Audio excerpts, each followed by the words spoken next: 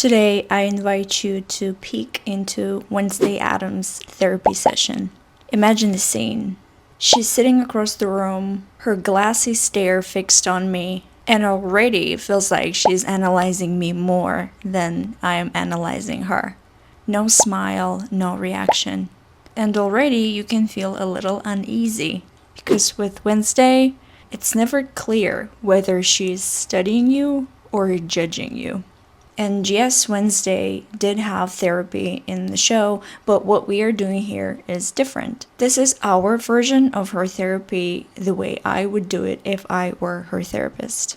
So what kind of a psychological portrait are we looking at here? Wednesday resembles what psychologists call schizoid personality type. A schizoid type is someone who feels safest when they are withdrawn into their own world. They show detachment from social relationships and a limited range of emotional expression.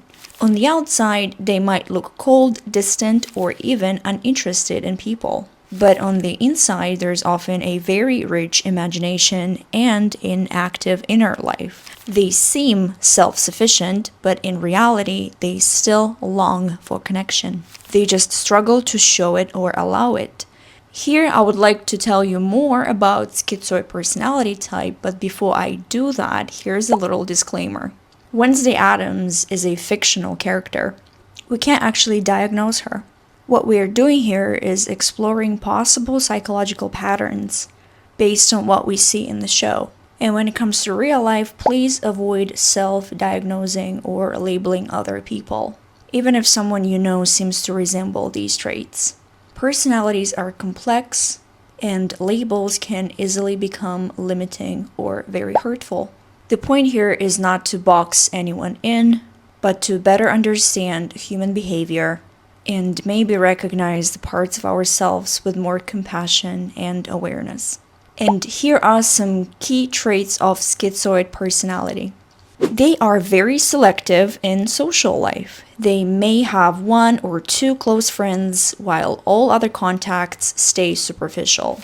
They notice details others usually miss. They are highly attentive, often thinking in unusual, not standard ways. You might be thinking, how does a schizoid personality form? In childhood, they often face rejection or criticism. So retreating into their imagination becomes survival strategy. The inner world feels safe, while the outer world feels threatening. These patterns can also form in families where emotions weren't discussed and only intellectual achievements were valued. Parents are often cold or emotionally distant. However, schizoid personality has quite a few strengths. For example, rich fantasy life and the ability to create entire inner worlds. Deep thinking and strong concentration. They can get absorbed in one idea for years. Unlike ADHD, they have very long focus spans and persistence. Their ideas may look strange, but they can turn out brilliant. Schizoids are usually very independent and self-motivated. They don't need constant control or approval. They often have very simple, minimalist style, and they are very stable in a crisis. They keep a cool head and can be the quiet center of a chaos. A lot of people mistake Wednesday for a narcissist because she seems very cold, self-absorbed, and arrogant, but that's not really accurate. Beneath her icy exterior, she's actually very empathetic and protective of the people that she lets in her world. She just doesn't show it in the socially acceptable ways that most of us are used to. Look at how fiercely she protects her younger brother, or how she defends her beekeeper friend Eugene, or how passionately she reacts to the unfair treatment of the outcasts. These moments remind us that her detachment is not about the lack of feeling. If anything, Wednesday feels things too deeply.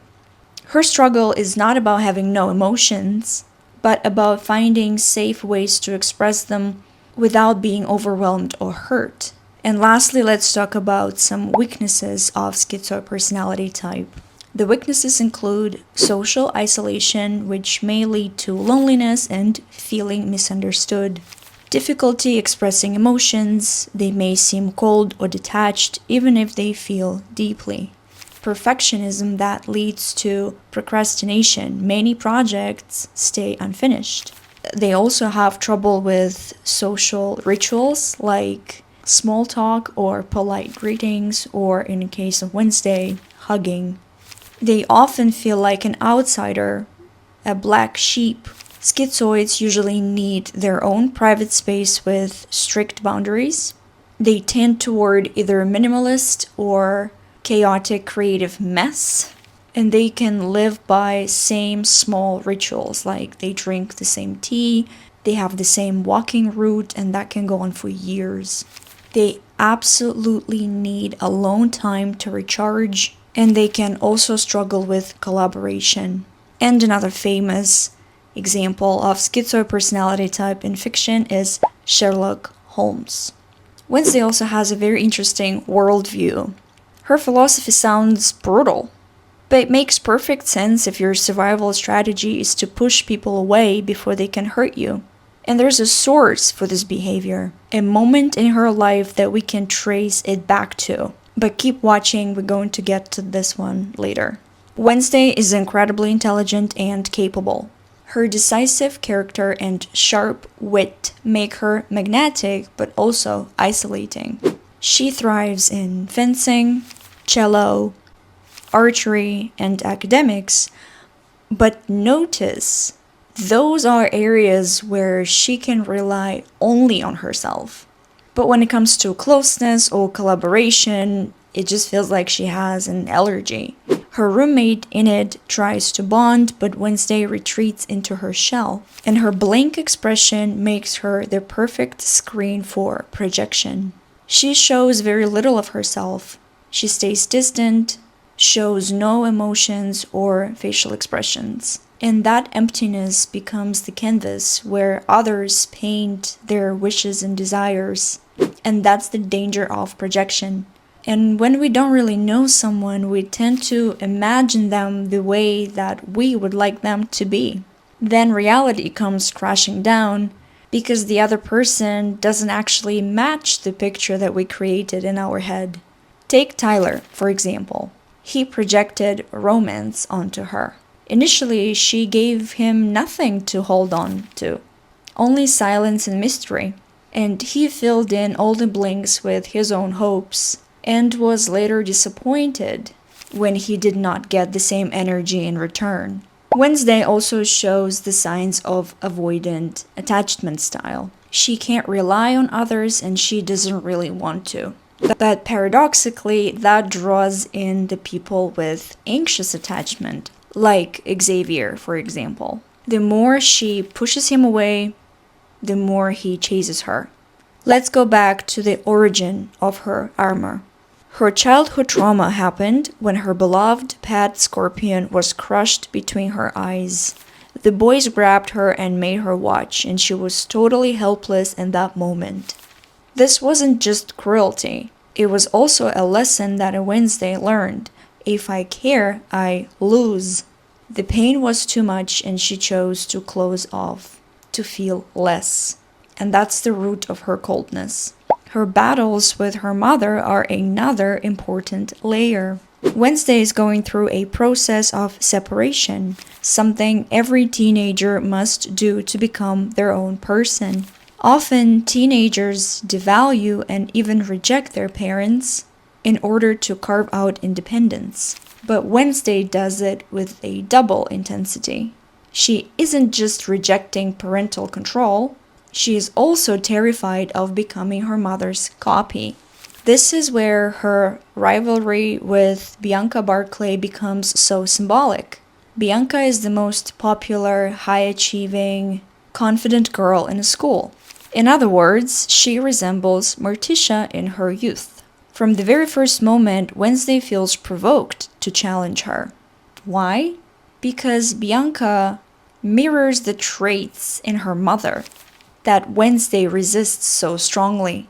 In psychological terms, Wednesday is projecting Morticia onto Bianca. and reenacting her internal battle through external competition. Another layer here is the question of scenarios. Wednesday thinks that she is breaking free by doing the opposite of her mother and everything. But paradoxically, this is not freedom. This is a counter scenario. By defining herself only in opposition, she falls into a trap. She isn't truly writing her own script. She's just living the reverse of someone else's. So here is a point of reflection for us viewers. Maybe you've also have someone in your life, often a parent, whose path you swore never to repeat. Sometimes for good reason and sometimes just out of rebellion. And in trying so hard not to repeat their destiny, you might have fallen into the opposite role without realizing that both are just two sides of the same coin. True individuation comes not from rejection, but from freedom. The ability to choose what to keep, what to leave, and what to create anew. Even Wednesday, as this series progresses, begins to discover that some qualities that she is rejecting in her mother might not be weaknesses at all, and that her path doesn't have to be only rebellion but also integration. And now I would like us to pause and for you to reflect on something. Do you admire Wednesday for her independence, her refusal to care about other people's opinions, and her fierce autonomy? Many viewers do, and on the surface it looks like strength, but the reality is different. What seems like power might actually be fear, an unconscious fear of being hurt, or just a part of her schizoid personality type. And there's no strength in pushing people away. These days, being independent or not needing anyone often seems like a cool thing to do. But that's not the same as self-sufficiency. You can be self-sufficient, have your own life, your goals, your interests, but at the same time remain warm, open for relationships and connection. And this is the real strength. And spoiler alert, this is exactly the lesson that Wednesday learns as the series unfolds. Over the course of the story, something shifts. Wednesday starts noticing how she feels when she is with other people versus when she's just truly alone. She begins to bond to her roommate and then misses her when Enid is gone. She learns that asking for help doesn't weaken her. She discovers loyalty, trust, and even a hug at the end of the season. And for someone like Wednesday, that tiny gesture is monumental. So what do we see in Wednesday's therapy? At first, a portrait of detachment, arrogance, and independence. Yes, but also a young woman scared by trauma, armed with defenses, slowly discovering that connection doesn't have to mean destruction. So that is our little peek into Wednesday Addams' therapy session. Of course, Wednesday is a fictional character, as I said before, and everything that we discussed is just a hypothesis based on the show. It's important to remember that's not a real diagnosis. But sometimes looking at characters like her helps us to hold up a mirror to ourselves. And maybe this is a good place to pause and ask yourself, do I ever confuse independence with pushing other people away? Am I avoiding closeness out of fear, or am I practicing true self-sufficiency? Other parts of my parents or other authority figures I've spent my whole life trying not to repeat. And in doing so, am I still letting them define me?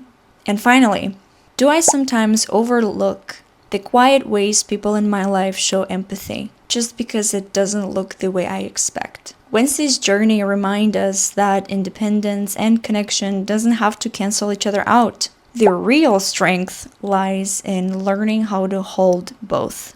So I hope you liked this deep dive into Wednesday Addams' character.